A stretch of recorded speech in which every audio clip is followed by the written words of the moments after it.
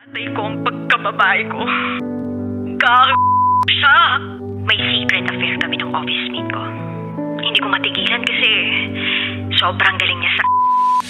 Rocky's Secret Files. Secret Files. It's the kind of bleep you never knew existed. Kunwari inosente pero boy naman pala. Rocky's Secret Files. Secret Files.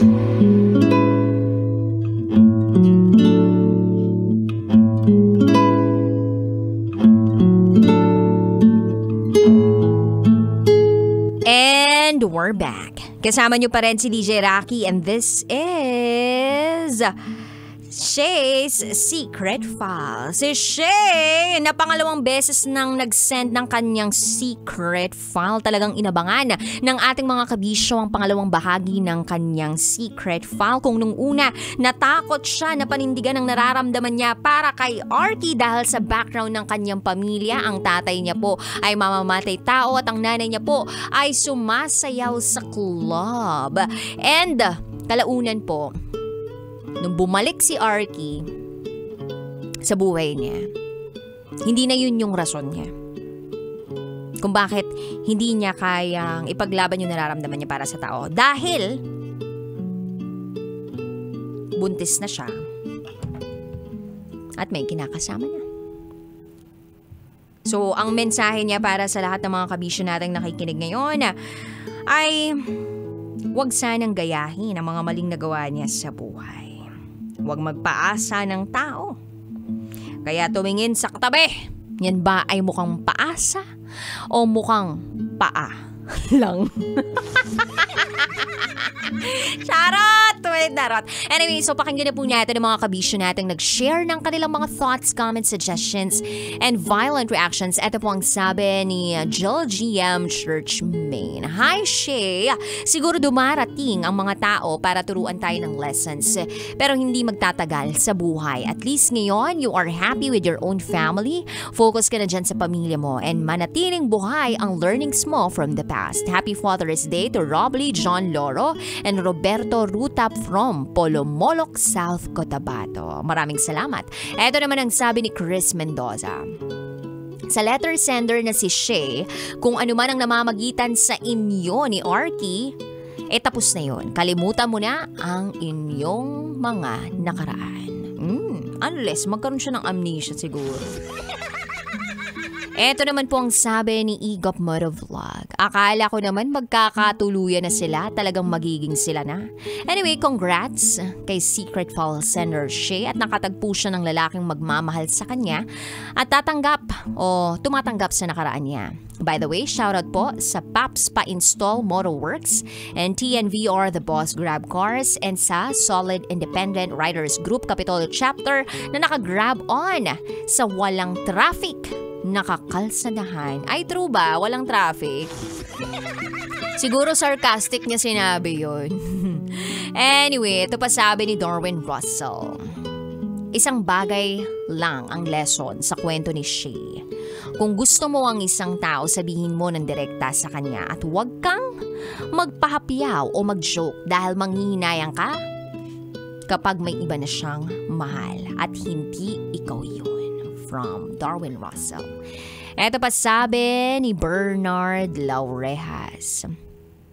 Shay, dapat kalimutan mo na ang memories ninyo ni Arky.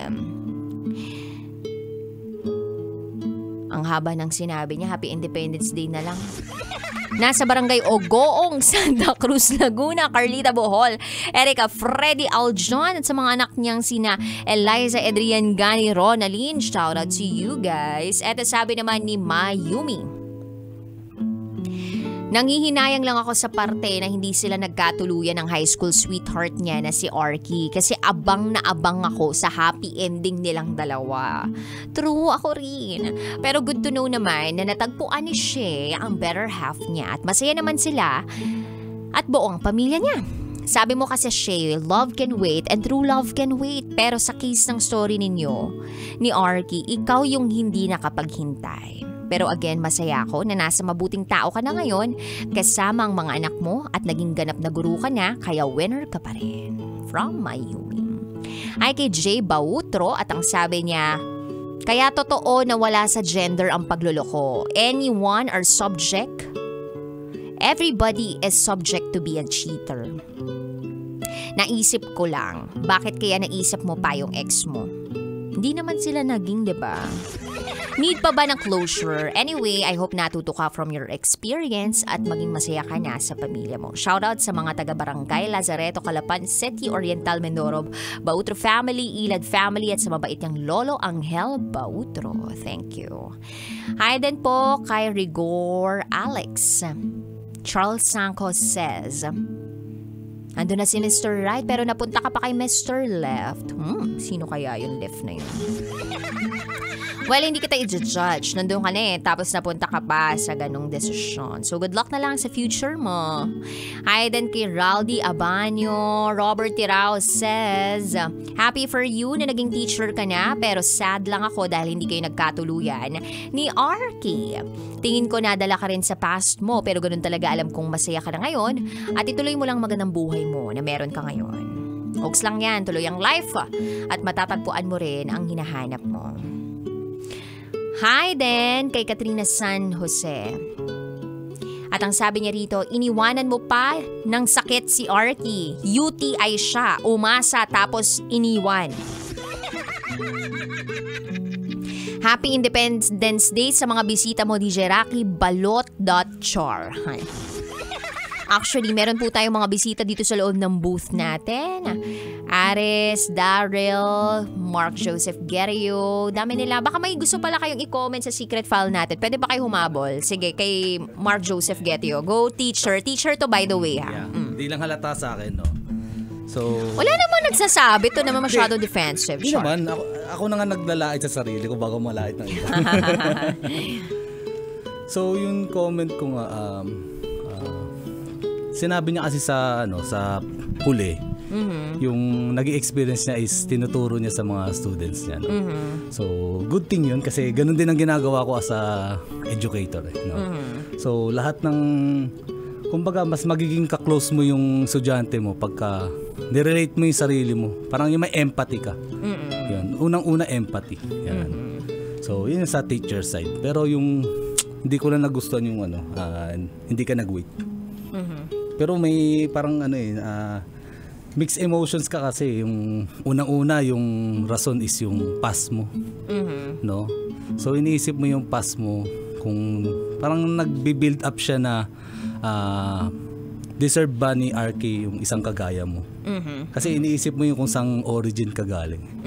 Yan, parang nag-build up pero ang naging problem kasi is baka nagbigay ka ng signal kay Arky. Kaya umasa rin yung lalaki. Tapos ang nangyari is hindi naging kayo. False hope, 'di ba? Yes, false hope. Mahirap yun na hindi maging totoo. Yan. Kaya medyo masakit sa part ng lalaki yun. Pero happy ako na guru ka na at sana ay mai-apply mo sa mga estudyante mo yung past mo o ano yung nangyari sa'yo in the past, di ba? Para maturuan din yung mga students mo. So, yun lang. Ayan, thank you. Pwede mo mag-shoutout. Oh, sige, shoutout na. Shoutout ko yung mga students ko sa Marikina Polytechnic College, no? Mechanical Technology. Ako nga pala si Teacher, Getcho. Alden. Alden, Shoutout sa mga estudyante ni Mark Joseph Guerrio. Anyway, ang dami pa nag-comment sa secret file natin. And gusto ko lang i-point out itong mga bagay na to. Una, yung pagsabi ng totoo. Sa totoo lang, yung pagsasabi ng totoo mahirap siya. Kumbaga hindi sa lahat ng pagkakataon dapat siyang gawin. At karapat dapat siyang gawin sa lahat ng pagkakataon. Kasi may mga pagkakataon na hindi pa timing na sabihin ang totoo. Kumbaga, kailangan ng perfect timing para sabihin ang totoo. Pero, kailangan maging totoo at the end of the day. Pangalawa, yung pagpapaasa. Domino effect na yun eh. Hindi ka nagsabi ng totoo, yun tuloy, may taong umasa.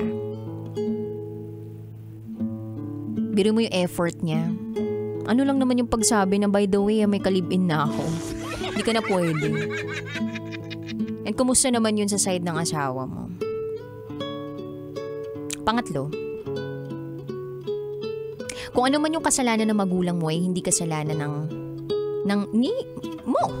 I mean, ang anumang kasalanan ng isang magulang ay hindi kasalanan ng anak. Pwede tayong matuto sa mga kasalanan ng mga magulang natin. At hindi porke nangyari yun sa mga magulang natin, ay mangyayari na yun sa atin. Meron tayong choice kung anong pipiliin natin. Ang tumulad sa kanila o tumuwad sa iba. Charot! I mean, tumulad sa kanila or ayusin ang buhay, matuto sa buhay, matuto sa nangyari sa mga magulang. Pang-apat, yung paninindigan. Accountability. In every decision, choice, action that you make is really important.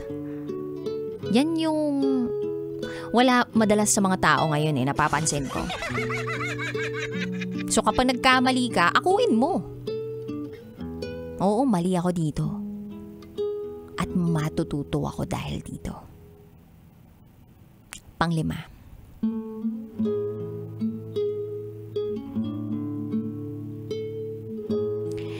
Yung pagharap sa consequences ng mga aksyon natin o naging desisyon sa buhay. And last but definitely not the least, ay tumugtog agad yung song ko, sandali lang. Last but definitely not the least, yung sense of commitment ng isang tao. Commitment, yung pagpili niya sa taong minamahal niya o naging partner niya in life. Mahalaga yun. Na wala nang bubuwag doon. Na walang kahit sinong first love ang makakapenetrate nun. So, yun ay ang commitment. Kaya kung tatanungin ninyo ako kung sino talaga ang tunay na mahal ng ating kabisyo, na si Shay, I believe ito yung kinakasama niya ngayon. Kasi araw-araw niyang pinipili itong makasama sa buhay. Hindi niya to iniiwan. Ito ang pinipili niya. Pinipili niya ang pamilya niya. At hindi niya pinili si Arky. And that is her love story.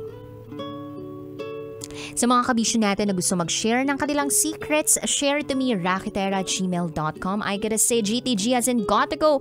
Susunod na po ang EDSA. Dito lamang yan sa stasyong number 1, 90.7 Law Radio. Kailangan pa bang i-memorize yan? Basic. Nakakapiling ang Basa Princess DJ Rakitera saying, bye-bye, people of the universe.